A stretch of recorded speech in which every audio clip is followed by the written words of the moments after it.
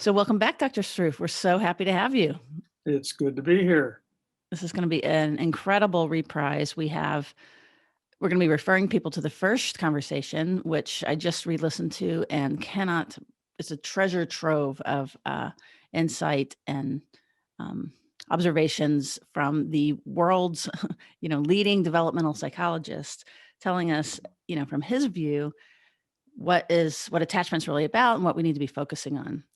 So in this episode, I think that we're going to eventually get to talking about the process of change and, really be speaking to therapists and to parents out there. But in order to do that, I thought we could just start with your new book. The new book is called The Compelling Idea. And what I was just really struck, because I'm so used to the academic writing, the change in tone. And so you're much more personal and vulnerable. And can you say a little bit about that book and how you came to shift that way and bring yourself into it so much, so effectively? You hit the nail on the head. I wanted to write something that was more reader friendly, that people could relate to. As you know, that research study we did was massive, and it led to hundreds of journal articles and several books, but they were all a bit technical and tedious, and the information scattered everywhere. And the other thing about them, in academic writing, you're never allowed to be very personal. And there are some things when you write up a study, even when you give exact examples from children's lives, you have to protect their identity. You can't say everything. You need to disguise certain aspects of the case. And one thing I felt I could do in this book, in addition to putting in the anecdotes from our study, was talk about my own personal life, because I had no hesitance about sharing details there. And, one thing about being elderly that's great is I have no reason to hold things back from people. So it was actually a very enjoyable. It wasn't more difficult. You know what I mean? Like to shift in that kind of exposure or vulnerability, Well, actually, I worked on this for quite a long time. I started writing vignettes about my family history for fun, including this tale that I start with about my uncle discovering his mother dead, having been killed by my mother's father, my grandfather. And I had written that in a very long narrative form, and I'd done several things like that. And I started thinking that actually my life, like everybody else's life, is a story of development. And so I could, in this book, not only tell the story of development from our research study that we discovered, but the story of my own development and show how it's the same thing. And the other motivation was my family clearly was dysfunctional, as families of many people trained in clinical psychology were. And those of us doing therapy as well. Yes, I know this to be the case. Most of my friends are practitioners, and most of them came from dysfunctional families. And sometimes, attachment theory has a reputation of being a pessimistic, fatalistic theory. If you were anxiously attached, you're doomed. If you were securely attached, well, then the world's your oyster. I knew that wasn't true. Our research studies showed that wasn't true. We found lots of evidence for change, and we will get into that. But I thought that as an attachment, quote, expert, I could do a good thing by talking about my own dysfunctional family and my own struggles, and the fact that I believe I've achieved some level of sanity and functionality as an adult. So personally, I don't have a hopeless, fatalistic attitude about early experience. Not to diminish it. I'm almost 80 years old. I still wrestle with my early experience. And again, we'll come back to that too. So what does it mean that I've changed if I still have some of the same problems? Mm-hmm. It means a lot. And that it's still there, Of but course. that Yes. there's change on top of that. So interesting. Yes. So how shall we, in beginning to get to the questions of changing as adults and and of course, helping our kiddos through this. God, think about COVID and you talk about stressors and families and stress. Oh my gosh, I've worried so much about teachers and kids and parents with kids that the stress going up so much. But can you go ahead and walk us through, just as a reminder for folks, this is the culmination of a incredible study that started in 1974, I believe, and then the actual part in 76. Is that right? Yes. Yeah. Um, so his group, Dr. Alan Sroufe, has followed these samples of families from before they were ever born, which is crazy and fun, all the way to now. So we've got 40 years of longitudinal research in all kinds of different, looking at them from all kinds of different ways. And he is going to be talking. So when he's sharing his opinions and things like that, he is coming from this incredible body of knowledge and data. So just, definitely tune in. This is the master here. So can you explain to us about the development? Like, first of all, just how we learn to see ourselves and others, Mhm. how it sets in to begin with, and then, we can get to change. Maybe as a preamble, I'll just say a word about why we had to do the study the way we did. We wanted to know, as all of your listeners want to know, does early experience have a special role in shaping who we are? It's a very plausible idea, but it's difficult to actually show that.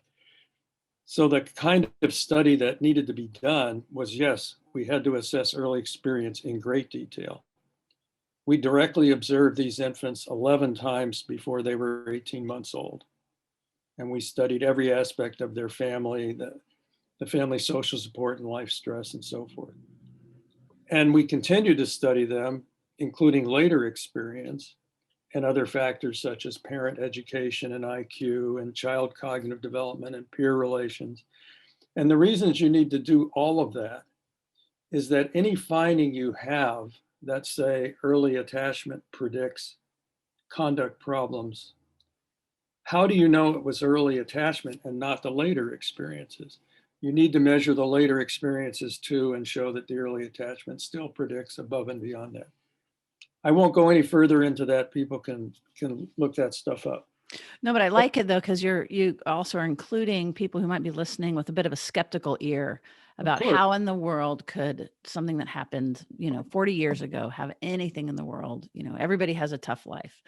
So And lots of psychologists argued, I could point you to many books, that this would not be possible. It was thought when we started this study, it was thought that you couldn't predict anything from infancy. And there's a little bit of maybe you could predict from infant temperament, but people had done longitudinal studies and failed to find anything.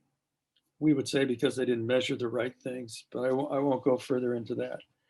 So that was the problem that we started out to study. And luckily for us, Ainsworth had done her pioneering attachment research prior to when we started this study. She published her book on Uganda in 1967, and she had published a number of really convincing papers about attachment. And she had developed this procedure called the strange situation, where in a 20-minute laboratory assessment, you can get information that you know to be valid because Ainsworth and our study and other studies have linked it to what you would have seen had you been in the home observing. So we observed in the home, as I said, all those times.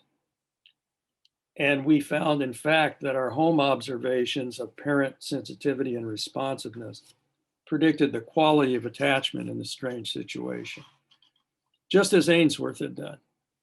So you have this method of capturing the history of the caregiving experience of the child in the first year or 18 months of life. In the case of our study, since it was a study of poverty families, mostly these were single parents, that reduces a bit of the complexity because, of course, you could have one kind of attachment with one parent and a different kind with another parent. Most of the infants we studied had one parent. That simplified things. So we knew we measured attachment. And in fact, we measured it twice, 12 months and 18 months. That was important because we could show that we got some stability, that what we measured wasn't just ephemeral. And then we showed that attachment related to the way the child behaved as a toddler in problem-solving situations and so forth. So we incrementally produced validity for these early attachment assessments and the early assessments of parent sensitivity. Both of those are very important, and we usually combine those when we predicted later outcomes. So it was just the beginning to show that attachment assessments could predict later outcomes. We wanted to know a lot more than that. We wanted to know first, why do they? How do they? What happens in the infant when they've had a history of sensitive responsive care? What does that do for them? It turns out, of course, it does a great deal. And you can look at this at any level you wish. The levels we looked at were the child's expectations about relationships, the child's ability to explore the environment, the child's later empathy, the child's emotion regulation capacity. And bottom line is, of course, all of those are things that you get from the early relationship. The early relationship is like a training ground in emotion regulation. Child starts getting aroused, parent helps them settle. Child starts getting aroused, parent helps them settle. Over and over. This gets entrained in the child, even in the nervous system. And while we didn't directly measure that, people have. Alan Shore, I'm sure most of your audience has heard of, and he's dedicated himself to that. The Romanian orphan studies showed the same thing. Of course, these experiences are mediated by the internal processes of the child. There's nothing, I want to say there's nothing magical here, but of course, it's so totally marvelous, you can call it magical if you want. My colleague Ann Masson refers to some of these things as ordinary magic, and that's a very good term.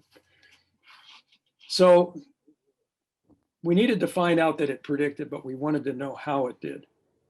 And since our study was comprehensive, we had measures of emotion regulation, of representation, of interest to people in your group, I imagine. The measures of representation we had were children's problem solving, children's narratives, projective techniques, drawings, sentence completions. We had a whole array of representation measures targeted for the age of the child. At first, of course, we did things like give the child a story stem and have them finish it. When they were older, we could actually interview them and we could ask them what makes a friend. What happens if you have an argument with a friend? Will that cause the argument to end? So it was tailored age by age. And we were able to see that indeed, the quality of attachment experiences predicted the way the child viewed the world. One of my favorite studies was actually done by German colleagues, and they enlisted me to assist them in presenting the study since English was not their first language. And this study, which is described in the book in more detail than I'll give now, but children were shown, these are preschoolers like age 5, they're shown a series of a cartoon strip. In the first picture, there's a child building a block tower. In the second picture, another child is walking by. In the third picture, the tower is crumbled on the floor. You ask children, what happened here? Children with secure histories say things like, this boy was walking by and he must have accidentally knocked down the tower. He'll help him build it again. Children with especially avoidant attachment histories say, this kid came and knocked down his tower on purpose. There's nothing in the pictures that say that. What you're seeing is inside the child's head. We have countless examples of that. You know, a kid comes into the classroom and he bumps his head and he goes off into a corner by himself. What are you seeing from the inside of his head? He doesn't expect anyone will help. One child gets injured and another child comes up and pokes them right where they said it hurt. You're seeing in his inner world. Or another child goes running off holding his own mouth. You're seeing his world. There was an example in the book of that really struck me of a child. There's like a music, kindergarten, and a child comes in and asks someone to dance, and he gets rebuffed.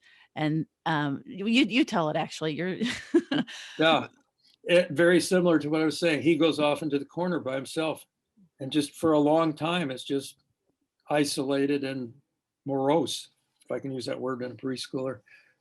Then another child comes in and happens to go up to the same little girl and she turns him down.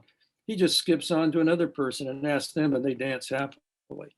And the point of that was there's so many ways to look at it. It's such a great life lesson too. Different responses to rejection. Or did the second child even feel rejected?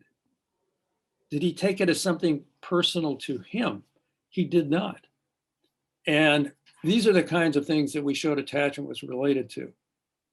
So in a way, if there are three parts of this story, and I know the third part's the one your audience is most interested in, we've done part one. You can predict things from early attachment. You can predict trust in adult relationships from these infant assessments. There's another way, and the second part is that we know something about why this happens. The second piece of that, it's not just what's in your head, it's what your worldview has you do in subsequent periods of development that perpetuate the pattern. So these children we're talking about that believe in relationships and are curious, they go off to the preschool, they get engaged with the other kids. Well, why is that so important? That's so important because that's where you learn the give and take of peer relationships. You learn to hang in there even when it's tough. You learn that if you persist, you can work things out, and you learn that it's fun doing things with other people. Now you go off to elementary school. You know how to do some of this. Now you can deal with the really close relationships that happen among 8 and 10-year-olds, the chumships, the best girlfriend stuff. Why can you do that? Because you've learned what's in the past. Now, why is that so important?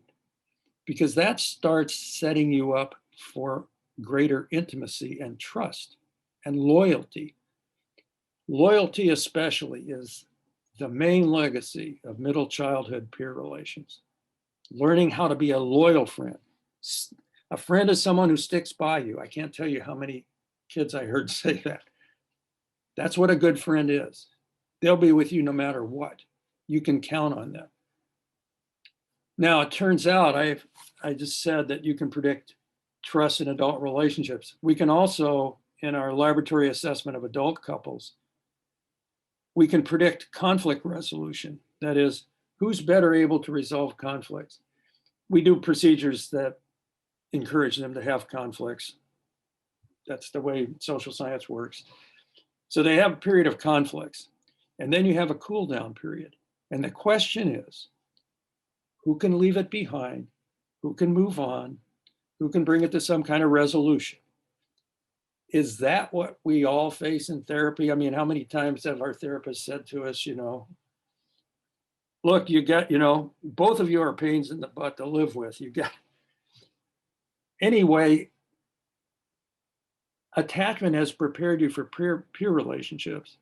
In peer relationships, you learn how to resolve conflicts. That's how attachment is carried forward also.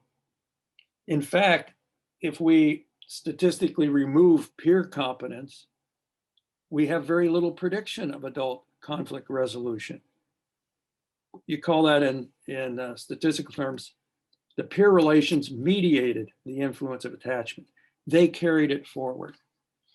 So that was the second thing we wanted to know. Well, that's fascinating. I mean, I love like sort of breaking it down like this, and I can feel, the cumulative developmental importance. And Exactly. yeah, and yeah. That is exactly it. There's a book on brain development that I like a lot. It's a little technical. It's called Fundamentals of Brain Development. And her name is Joan Stiles. And what she said a phrase that has stuck with me ever since I read it. Development always builds upon itself. It can't do otherwise. You can't undo it. It always builds upon itself. And you can't skip over it. You have no choice. I think in a modern developmental view, the term fixation needs to be replaced. You don't get stuck in a stage. You have no choice. You're going on. But how the next phase of development is faced depends on what happened before. You have to face it. And moreover, in facing it, if you get proper supports, you do have a chance to transform what happened before, to reconstitute it in a new pattern. It's still there. It doesn't go away, but it has different meaning now. Well, that's part of why that later relationships are part of change, I think, right? Because then you have this chance to have these new experiences, and as they say, it's not what happened to you, it's what sense you made of it. And this is what you're Exactly. describing is, and so that it's never too late. So if you're listening and you're cringing, Yeah, either about your own child and what has happened, or about yourself and your, behavior that you're not real thrilled about, that part of the really stuff I love about this and that we love to share is the hope of it. And by absolutely. understanding it, it's really going to help us do exactly what you're describing of intervening and updating and changing the another question. So internal working model, is that still how you think of it? That's been in the Um, that was a very important term. It has some connotations that are unfortunate. It sounds a little mechanical. And actually, Bowlby kind of meant it to be that way. When he started, nobody believed any of this stuff. And so he was pretty careful to put it in terms that were acceptable to the science of his time. And I applaud him for that. But I don't like to think of it as so mechanical. For him, what it meant was you have in your head a model of, if I do this, my caregiver will do that. And that's true, but you have more than that too.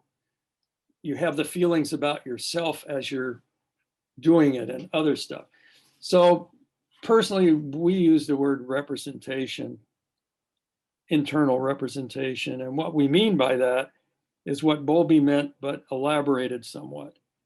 It is your expectations about how relationships work, for sure. But one of the things we noted, the reason I like the prediction of empathy as an outcome so well, is because remember, we're predicting from infancy. When you were an infant, you got no practice in being empathic with the other. What you got was the other being empathic toward you. And yet, what you learned is that's the way relationships work. You didn't just learn to be a receiver. You learn something basic about relationships. You take all of that forward. So in the preschool, you see the other child injured, and you feel, you see that they're in distress. And what that means to you, oh, they're vulnerable. When one is vulnerable, the other responds. You've learned that too. And you see where that I think you need something beyond a mechanical model of if I do this, you'll do that to get there. Yeah, That's all. totally. No, this is actually, we're very interested in kind of getting it right and updating our thinking and, being as accurate as possible. Because also when we turn around and teach it to young therapists and things like that, that we want to really get it accurately. There's nothing wrong with the term. Right, right. It's just, and I even asked Bowlby face to face Hmm. because I like the idea of inner working model. I like the definition of working. Oh, it's provisional. No, he didn't mean that. He meant this is the way it works. Oh, interesting. And I like the notion of provisional. It's clear in his work, he says these inner models develop and evolve throughout the years of infancy, childhood, and adolescence.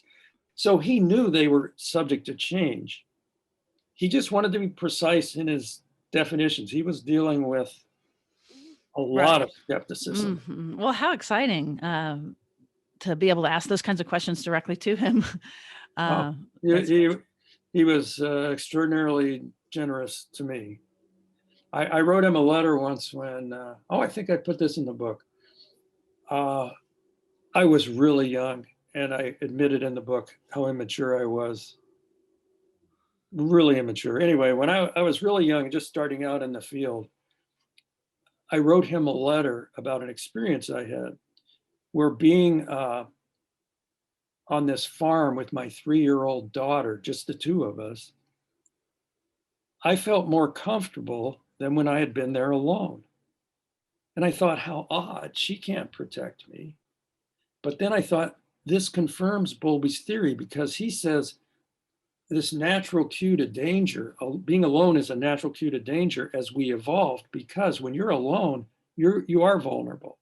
So I felt less vulnerable because I wasn't alone. So I wrote him a letter. He would have never heard of me. He wrote back, handwritten letter. That was so great. how exciting. And Yeah, it and really was. the chutzpah of you to write the letter. Yeah, no, that was my immaturity and stuff. That wasn't just. Well, look at what your immaturity got you. That's wonderful. Hey, you make a very good point.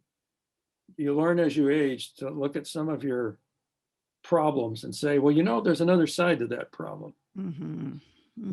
I was always hyperactive and energetic. Well, I did well in school. I mean, And you've gotten a lot done. I've gotten a lot done. Yeah. So it's not so bad. So can I just, before we go, can I ask just to the next piece? Yeah. This is just a sort of a little bit of a minutia clarifying question about those very, very early years. Mm-hmm. Would you say, like, the way that we've been thinking about it is you first have the biology that is in the body. It starts prenatal, where that already things are forming, like information processing, so experiences are already happening, where that you're learning, so that, and not just in the prenatally, but very, very early on as a teeny baby, all the way that, that early 2-year period. And it's that bodily experience and how one responds to threat, whether it be, the different ways that one responds to being scared, and and whether or not the caregiver is predictably responsive, that then in the strange situation, you're seeing the behavioral outcome of these internalized experiences. Mm-hmm. And then would you call that attachment at that point? Would you call those the inner working model? You know what I mean? Like, is that, or does that come a little bit later, like the 2 to 5? Oh, no, That's what you would call that. It's there. It's already there. One of the videos I use in my training, one of the segments shows a 12-month-old sitting on the floor playing. Her mother's behind her. She picks up a toy and reaches her hand back over her shoulder, and her mother takes it. She knows her mother's there. She knows her mother will respond. She has an inner working model already. Mm-hmm. Mm-hmm. Now, it's not the same that you and I have. Right. She didn't even think, I bet my mother will take this if I hand it. It's just an automatic. that's part of why it's so hard to get to it, is because we can't interpret it and you can't point to it. If somebody is not psychologically minded, that will sound crazy because how could it be? But I totally get what you're saying. It's not so, even with that baby, even the baby that's not pretending like they're not noticing the mom and they're just doing something else, it's in their body. They're not aware that they're having distress and then working around it. This is just how it's, because they can't think in those terms yet. That is true. And I'm going to give you a story to support what you just said, but I'm first going to say something where I might be a little unique on how I view this. Oh, good. It has to do with the research that I know about, like with the Romanian orphans, and research on babies that were adopted early and so forth. Infants are really well buffered in the first months of life. And for example, infants that are adopted in the first few months of life are just as likely to be securely attached as infants who are with birth parents. Infants who are prematurely born, but otherwise healthy, are just as likely to be securely attached. And when you say adopted in the first few months, that's the first. The studies will take you up to about age 6 months. Oh, wow. I can't do a sharp line. No. That's just, I was thinking like 2, The Romanian orphans that were adopted before age 6 months, the consequences are much less devastating than those who are adopted later. The thing is, it's vague in the middle. If you're not adopted till you're 2 or so, it's tough. Right. The first, Yeah. we don't have a lot of research on this, but there's an important point here, which is, if for reasons beyond your control, you had difficulty during your pregnancy, you were stressed and so forth, yes, that may impact your newborn, but that can be corrected. And if your baby had to be in the ICU for the first week of its life, it'll be okay. You may not be okay. Exactly. I really, really love what you're saying. And if you have feeding trouble early on. Exactly. And that gets resolved. Terrible colic and so forth. Yeah. Oh, that is news to amplify out there for sure. It's very clear from the research that these developmental trajectories, first of all, they can be altered at any age. Mm-hmm. But the longer the trajectory was followed, the harder it is to change. Mm-hmm. Early on, early intervention is absolutely an important thing to do. The earlier you can get to it, and providing help for families, all families, is really important. Our society should really prioritize that. We'd have a lot more healthy citizens. Now, the story I want to say to support your idea that this is somehow in you, we were able to bring back the first, 70 children or so that were born in the next generation. And probably actually more than that came back. But when I was working on it, we studied about 70 of them or so. And we used our 2-year assessment, which is this tool problem assessment, where the mother and the child are in the room and the child has these problems to solve. And since we had done that when you were a 2-year-old, now we're going to look at you with your 2-year-old. Is there continuity in what you do? In things like, if your parent treated you with hostility, is it predictable, probabilistic that you're more likely to be hostile? If your parent violated boundaries with you, are you going to more likely violate boundaries with your child? And the reason we use the 2-year assessment is so we could look at fathers as well as mothers. In the second generation, we're able to study men because they grew up with us, they trust us. Whereas in the previous generation, the men, they didn't know us. And we found this continuity. And what's amazing about that is you don't remember how you were treated when you were 2. This isn't imitation. And it's clearly not imitation. I mean, boys who violate boundaries with their toddlers don't do what mothers do.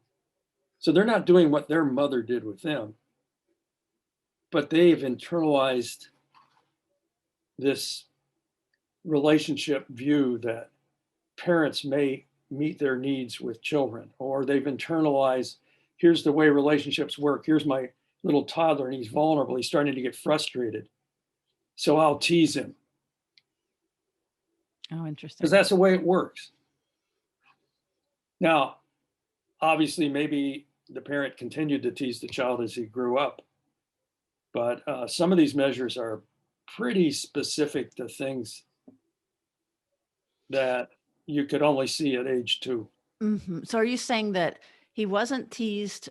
He wasn't teased by He mom, might not have been. but He had boundaries violated in some way. He was exploited when he was vulnerable. Okay. Yeah. So you can trust kind of what is in that implicit body reaction. Exactly. Wow. Okay. And I would say what he has represented emotionally. And in fact, my explanation of this would be, it's not that this parent goes around all the time teasing their child or flirting with them or one of the other things that we might see.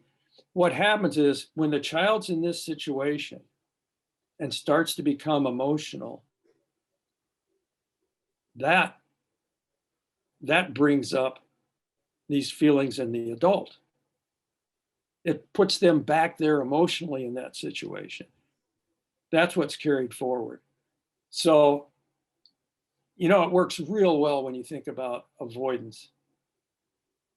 What avoidance is about is infants who are chronically either experience chronic emotional unavailability or are rejected, especially when they have a tender need.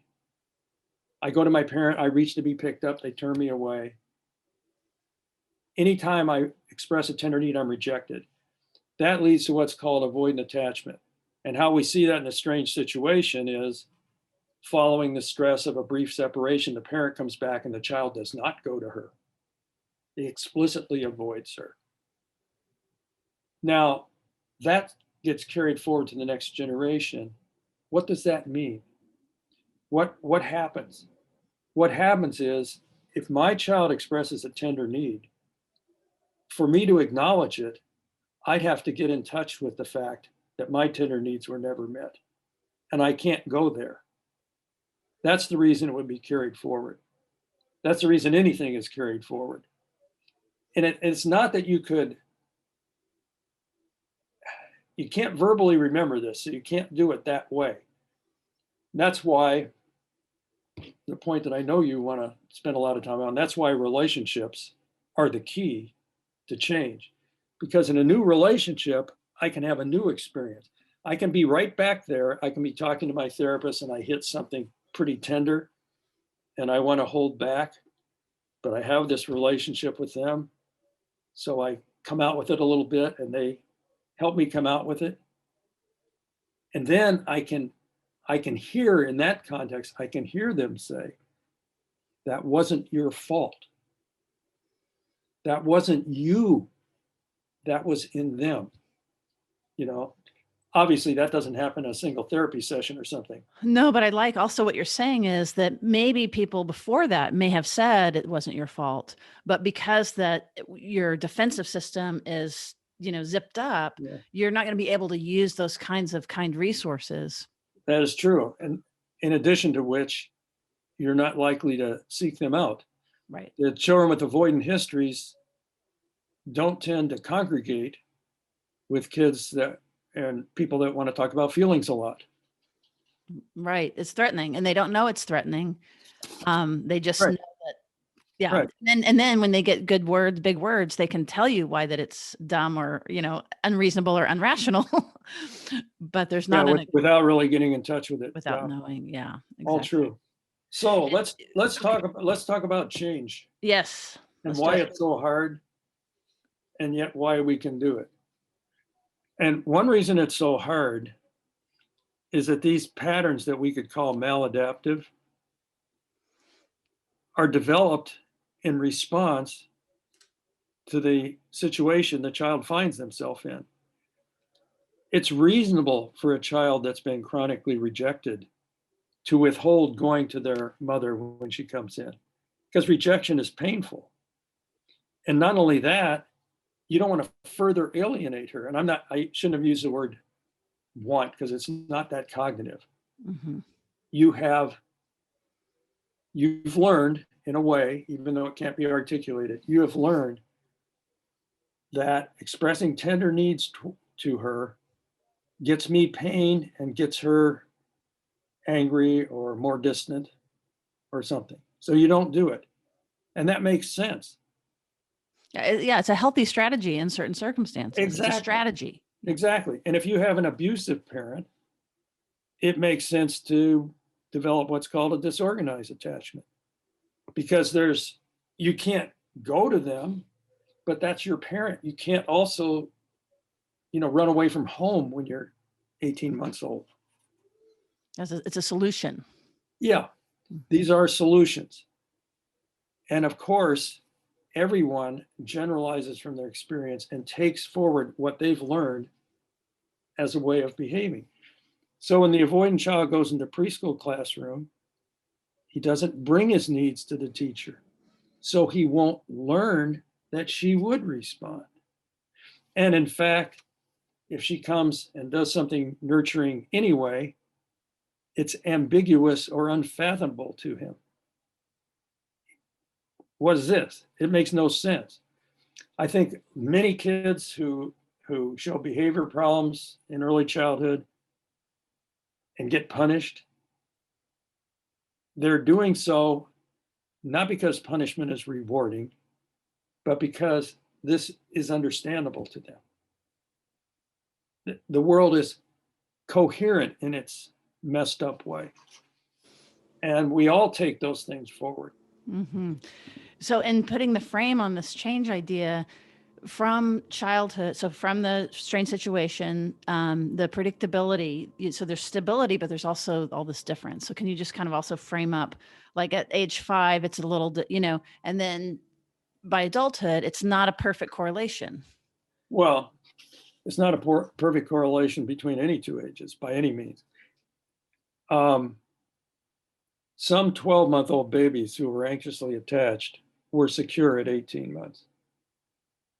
What we found was, because we were measuring things like support and stress, we found that in the families of the children who changed from anxious to secure, their life stress had gone down much more than the families where the baby was anxious and stayed anxious. Children who were anxiously attached at 18 months but did not have behavior problems in preschool, their parents had much greater social support in the intervening years than where there was continuity. We found change from any two ages, across any two ages, and always we found it was predictable change. I don't mean thoroughly, completely understandable, of course. There's so much going on in every individual life, you can never understand it all. But you can do broad measures and show that there is an explanation for change. And always we found that. Now, the most interesting thing happens after you've gone in this for a while. And we describe a study in the book where we defined what we call two groups of children. Both of these groups had substantial behavior problems between ages 3 and 5 years. In terms of amount of behavior problems, they were comparable. In terms of just amount of behavior problems, it's only one group. We call them two groups because some of these children had been securely attached as infants. And you say, what? Securely attached and they have problems? Of course, some do. Most of them didn't, but there's no guarantee and stuff happens.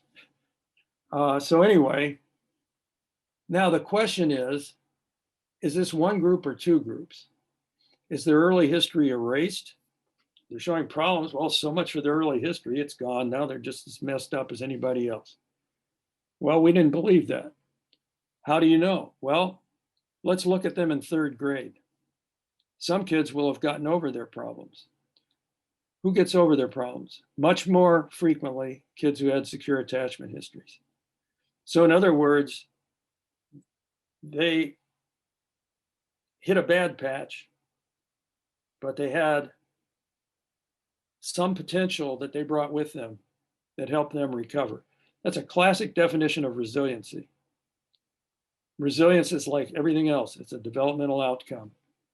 Of course, you can call those kids resilient. And in fact, if we'd started our study at age 5, we show, oh, some kids got better. Oh, they're resilient. Why'd they get better? Well, because they were resilient. That's not an answer. They got better because they had something inside of them that was still there, that when things settled down, they could recover. We did that age by age. And ultimately, we wound up showing, the way this gets put is, there's a term in people who study transition to adulthood. It's a word for growth opportunities. Now it escapes me at the moment. But there are these turning points. That's the word. Opportunities where there can be reorganization.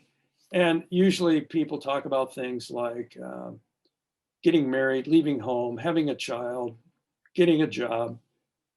These are opportunities for growth. And in fact, we found that some children who had fairly chronic problems, so-called life persistent conduct disorders, it's a category meaning you had problems in childhood and adolescence. Nonetheless, even with their chronic problems, some remitted their problems in adulthood. It's not a huge number, but some. The same with depression. Some individuals who were depressed in childhood and adolescence recover in adulthood. Okay, one of the things that accounts for that, we're happy to say, those people more often formed a good partnership, adult partnership. And actually, my political science friends like the fact that getting a good job also was a nice thing.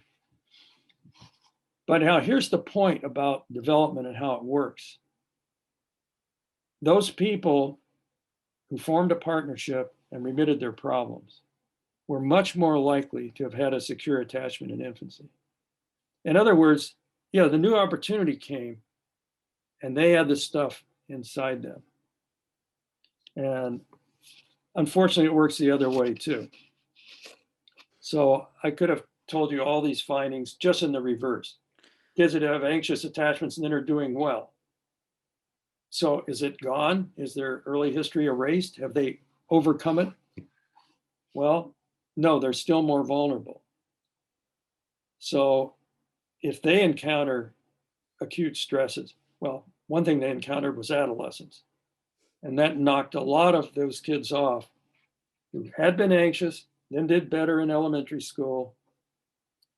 Adolescence is tough for those kids in particular. Well, and it makes me think too, like launching for college, that like you can be doing pretty well. You've had all your friends for your whole life, and then you get bounced. That sort of stressor would also, I can imagine, like you regret, you might, I'm asking this, but you might temporarily regress and you get more anxious and get more of the symptoms of it and then settle back out, but then it's more vulnerable. Yep. That makes a lot of sense. Sure. And we, in the book, we do track a couple of kids who are examples of this. One I liked a lot is this kid who started out really well all the first years. I love this kid. Really neat kid. And then everything imaginably bad happened to him. You name it. He lost everything. Mom, dad, siblings, the works. Well, guess what? He had problems after that. So he wasn't immune. He wasn't immune. Mm-hmm. But as an adult, he found a stable partner and is one of the best fathers I ever saw with his toddler. I'm And so, even all through that time when he was troubled, he was still this sweet person. It was still inside of him. mm-hmm. We actually looked in detail, what kind of delinquency did he do? What kind of crimes did he commit? Never crimes against people. Mm-hmm. He never lost his deep, I don't know how to say it any different.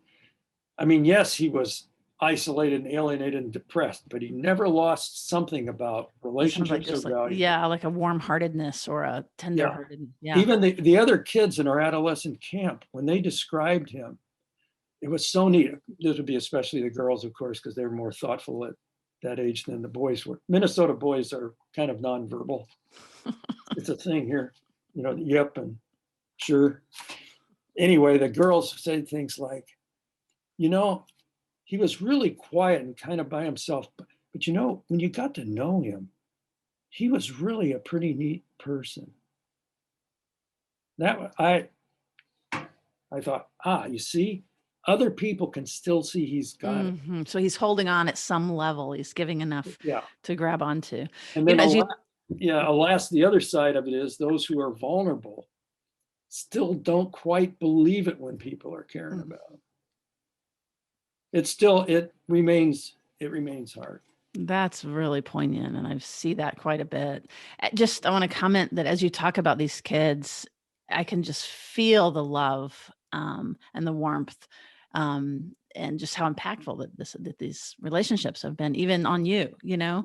Even though I was outside of Yep. them, you know, I'm just like a fly on the wall. But you can't help it when you watch the struggles and the ups and downs of individual lives. Yeah. So when it comes to therapy, then what you have somebody that's has some disruptions. I'll volunteer to play that role. Okay, great. Totally. In fact, I remember my first therapy experience, the therapist said to me, whoa, don't worry, I'm not going to try to break in there. I was so defensive. I saw that guy one time when I was a clinical intern in my internship, you know, and, you know, he did a marvelous thing for me. He could have done all kinds of things, but what he did was really make me think, wait a minute, I'm not defensive. I just know the data on this therapy crap isn't worth anything. What are you talking about? Anyway, that was cool.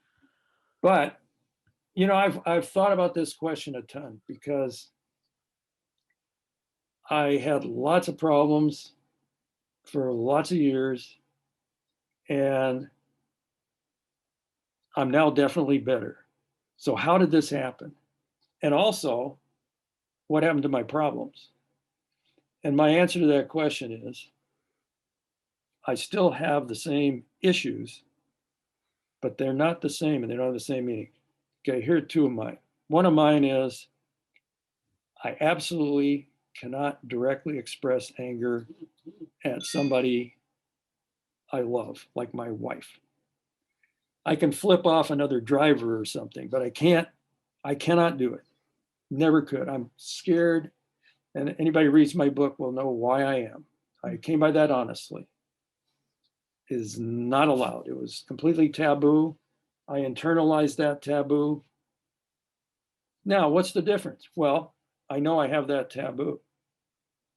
I know a lot of times now, if I'm in a conversation with my wife and I'm getting anxious, I know that very well means I'm angry. Mm-hmm.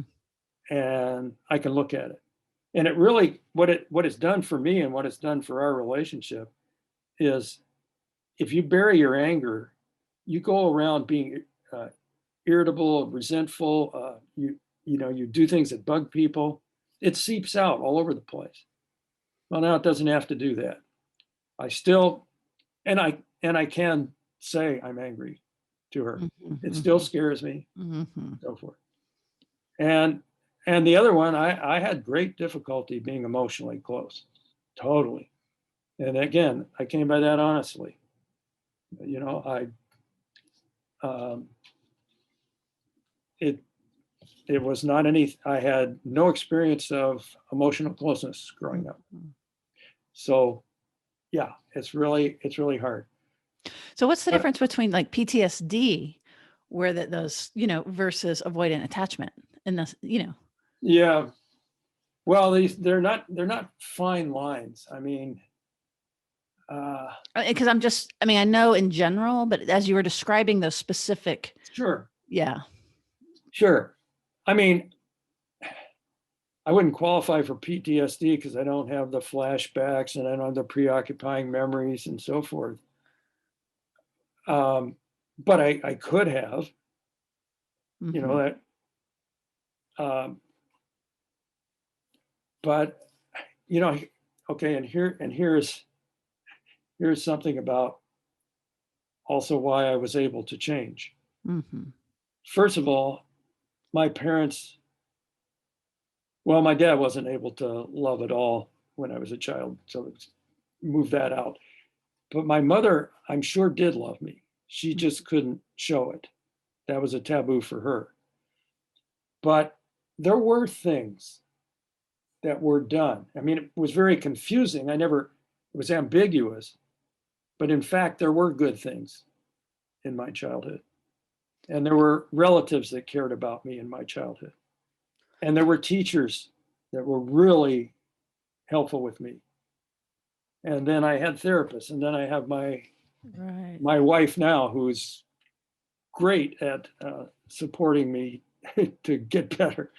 So would that be a story that of converting from the more avoidant to security, or would that be a story of having the security? It was already there, tons of trouble No, accessing it. I was not secure. Okay. I I don't know. These we call these categories, but it's not clear to me whether I was avoidant or resistant or disorganized or Right, all of right. those. Right. It doesn't It even doesn't matter matter. to I me. totally agree. Mhm. But I know what the issues that I know the models I brought forward. I know how I viewed the world, and it was uh, keep some distance from people. Mhm. You can be friendly and have you can have friends and stuff, but you can't really be vulnerable to somebody else. Mhm. Mhm. Now, But also, like you say, it doesn't the the the label doesn't matter. It's more of yeah, if you can begin to be curious and interested in some of yeah. these symptoms as they pop into our And adult and life. understand that when there are things that are really difficult for you, you have reasons for that. And the other thing to know is that almost nobody has a history that is all bad. Almost nobody. None of the kids we studied had histories that were all bad, and some of them had pretty bad histories. So they're islands. And that's what I try to tell our nursery school teachers who lamented that they'd spend the week with these kids and then they'd go home for the weekend and they'd be all messed up on Monday again. And I told them, what you're doing is important. You're creating an island. And someday, some therapist working with this kid will take advantage of that. They won't know it. The kid won't know it. But the some good stuff that's happened has opened a door, a crack. I want to put that on a billboard. I would really love every educator, every Me too. daycare provider. Um, it's such a thankless, Right. difficult And work, it's absolutely crucial. and you don't And get to see it. You don't get to see your outcome.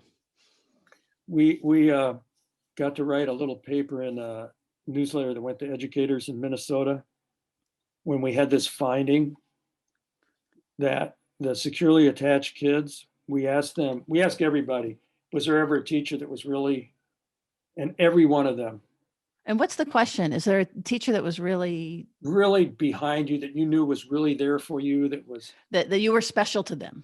yeah. Okay, yeah. And they, this is what we asked them this when they were 19, Yeah. and they could all remember teachers like that Mhm. because, of course, they were able to go to those teachers. And the anxiously attached kids often couldn't remember a teacher like that. Mhm. Because So they turn teachers off. That's the other thing. Other lesson is, boy, when a kid makes you feel like you want to go stuff them in a corner, that's a kid's bringing forward probably an avoidant attachment history, and they really need you to go to them. go find them. Yep. Yeah. Go sit with them. Yep. So this notion then of earned security Oh, that yeah. that everyone loves, I call it earning security. Um,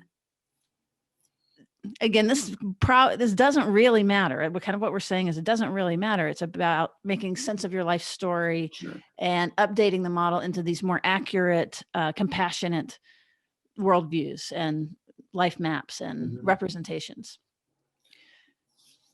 I really like the concept that word was invented to represent. The term has an unfortunate connotation, which is sort of like no matter what happened to you, you can pull yourself up. It's almost like resilience was talked about, or invulnerability for a while. And the thing is, you can acquire security. I'd like a term, I mean, it's a terrible term, adult acquired security. I'll buy that. But what we found in our study was most of the earned secures in our study had secure attachments in infancy. So there was a down payment made. Earned security sounds like you did it by your own work. That's why And we love it. well, not to diminish the work you need to do, but none of us are in this alone. You know, I used to think one reason I was so tough in early therapy, I used to think it was cheating to have a therapist. I should be able to do this. Well, that's ridiculous. By now I can well say, man, it doesn't matter how good your therapist is, you got a lot of work to do. So, how about building security together instead of Hmm. earned security? Hmm. Well, the Yes, thing that it's absolutely the case. And there are studies that have already documented that your attachment representation can change as a result of therapy. No question about it. I am 100% behind the idea that Mary Main meant when she introduced that term. But it got taken too much. We talk to people, and when I give talks and I say, well, attachment predicts these outcomes, and they say, well, what about these earned secures? Like as if their attachment didn't matter.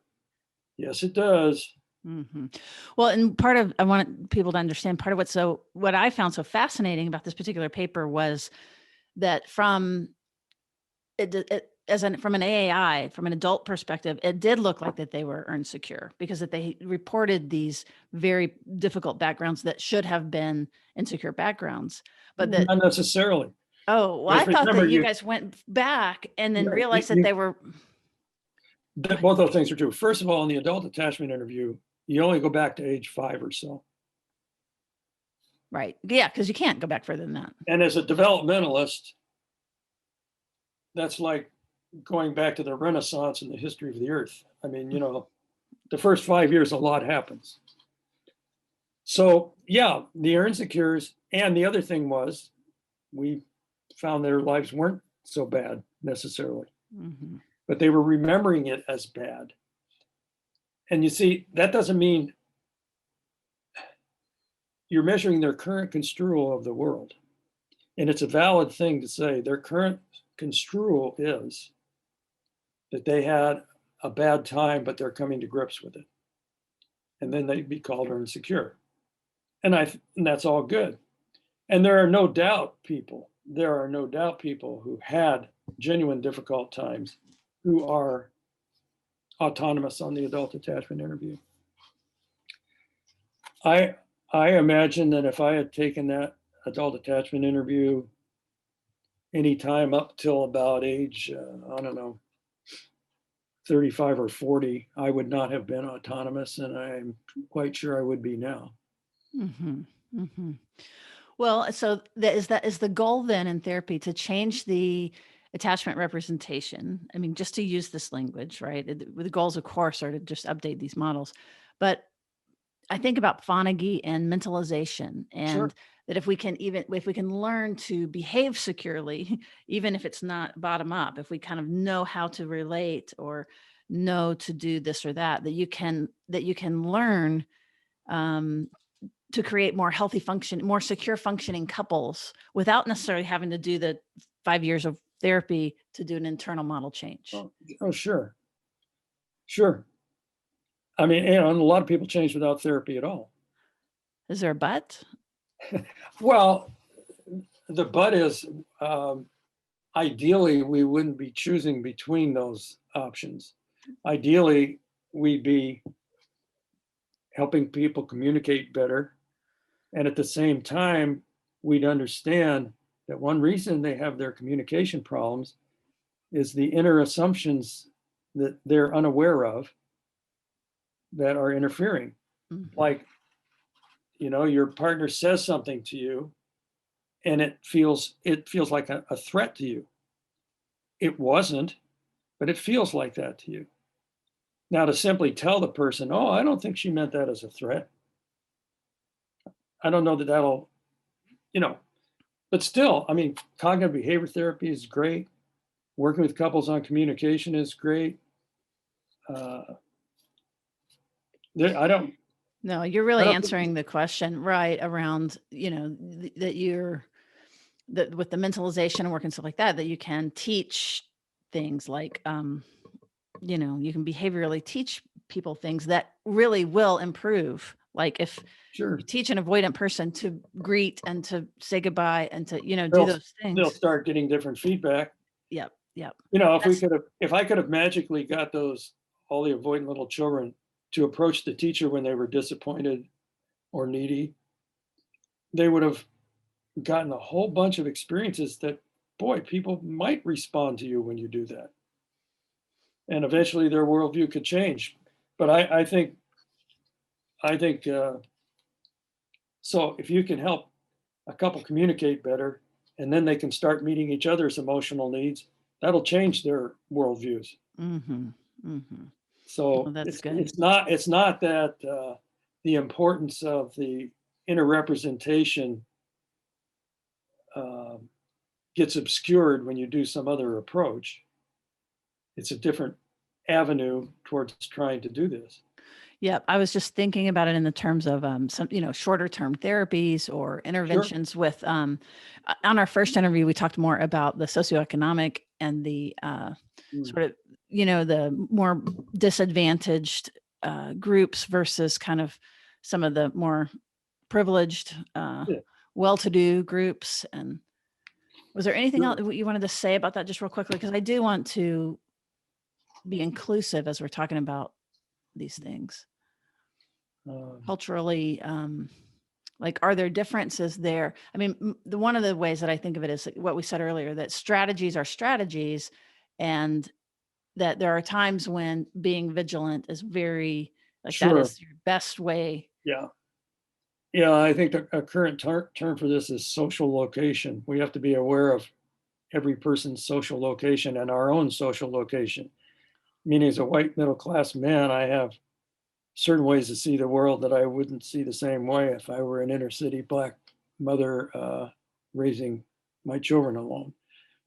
And yeah, you know, I can't say that we had any particular vantage point on those problems in our study. And I'm still, even though I've written this more personable book, I'm still an academic and I'm hesitant to ever talk about things where Mhm, mhm, I don't know. I do know that, I mean, obviously we need to get more people of color into the profession. mhm. Definitely. Right, right. And from what I mean, these a lot of these kids you study are high risk kids just in general. Oh, well, they were as high a risk as we could find at the time in Minnesota. There Mm, are higher risk kids now. mhm. Right. Poverty wasn't very entrenched here in the mid 1970s. Oh, that's interesting. So Okay. most of our poor mothers didn't come from families of poverty themselves. Whereas Mhm. now there's intergenerations of Mhm. poverty, Mhm. and there always have been in other cities. Mhm. It's So all as the listener, they have a toddler and they're weeping in fear of messing up their toddler right now. It's like, what is how, I mean, I just know that because when I was at that time, I would read things and immediately think I'm doing everything wrong. yeah, So I'm just being empathic to people that are listening about these long-term yeah. effects. What would you have their ear? What, if they could just do one or two or three things, where to focus? And also for therapists, like what's the heart of the matter? just relating. Um, gosh, just try not to worry about it, parents. That's the first thing I say to them. I Mhm. mean, as Winnicott said, all they need is good enough parenting. Mhm.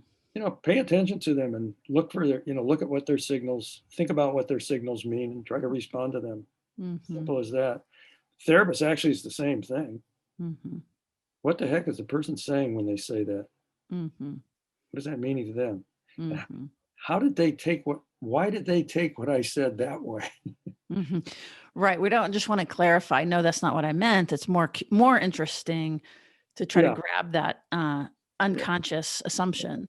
And I was thinking for parents, maybe what this is pointing to, not maybe, probably, is for you to look at your own life and to begin to do your own work around how you came to be the 100%. person you are today, based on where you have come from. And what's really great 100%. about it is it's not a trauma journey. It doesn't have to be that.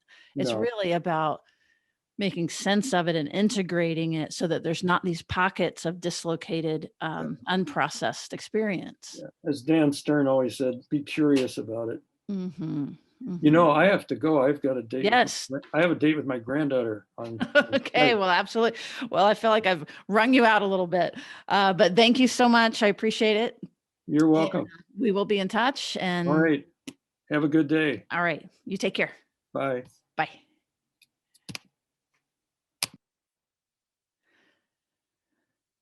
Okay, everybody, thank you so much for continuing. Thank you for listening to. Wow, that was a wide-ranging, incredible conversation with an amazing man. I hope you caught some of those details. There was a lot covered, and we're just so grateful. Be sure and check out the other episode with him as well. And I think the two together you're going to be absolutely in the know about the real story of attachment and how it is predictable and how it is not, and how change happens. So, all right. This is where we say, if you, sorry, Jack. So, if this great content is something that you are interested in helping get out to the world a little more, in a little wider way, to not just the choir, please rate and review us on your podcast players. That's part of how people find us. And if you're really into it, we have a Facebook page where people are gathering and continuing this conversation. We have a couple of those actually. They get a little bit more deep as they go. And if you really would like to join our kind of our inner community, we have a Patreon Neuro Nerd group. You can find that at patreon.com/therapist uncensored. All right. Thanks for listening, and we'll see you around the bend. So, Jack, oh my God. We're new to this recorder, and I'm sure I've already told you this, but all these there's 5 red lights on. I thought it was on, and there's this tiny red light that wasn't on. And so I did not turn the recorder on until halfway through. And I was horrified, but I didn't say anything. The other thing is, I want feedback on how these recordings are sounding with this new recorder. But there was literally a jackhammer for a while. And what I would do is I would just turn off my mic, and hopefully there are 2 different tracks and it's not even on there. Anyway, I'm so grateful for you. Thank you for helping us out. And I think we're going to get better and better at this. I keep promising that, but I'm hoping so. Thank you, Jack.